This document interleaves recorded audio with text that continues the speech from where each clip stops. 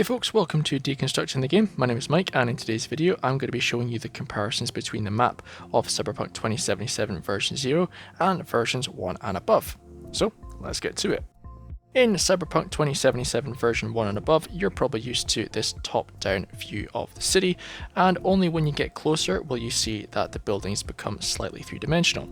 In version 0 of the game, that is the version committed to disk without the day 1 patch release, you will have a three-dimensional model of Night City, and there isn't an option to choose between that and the top-down view.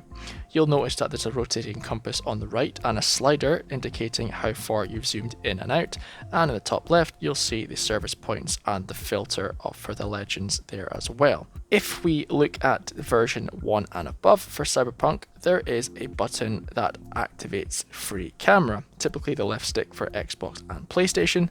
Not sure what it'll be for PC, but if you click on that button you will unlock the three-dimensional view for Night City. The buildings and the textures are a little bit better, obviously because it's a different version of the game. Not all buildings are perfect, as some have actually disappeared from this map, but they're typically quite good for the scale, and I'm just wondering if CD Projekt Red would develop this further for maybe looking into buildings for the future of missions and gigs. It's interesting to note that there's no compass and slider for this, and the filter buttons have disappeared from the left hand side as well.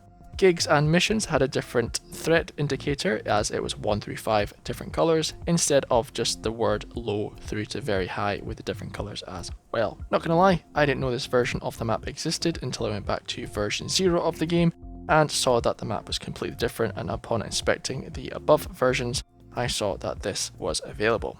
It's interesting to note as well that there's no markers on this map, so I'm guessing that there won't be any objective markers or anything highlighted for missions just yet for this version of the map, but as things progress and different versions of the game come along, we might see some different map visuals, possibly an actual street view version or a satellite version of the map. So if you didn't know about this, guys, happy to help, because I certainly didn't.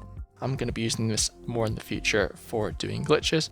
And I'll also be doing more comparison videos between the base version of the game that was committed to disk and the new versions as well. My name is Mike, you've been watching Deconstructing the Game, and I'll catch you later.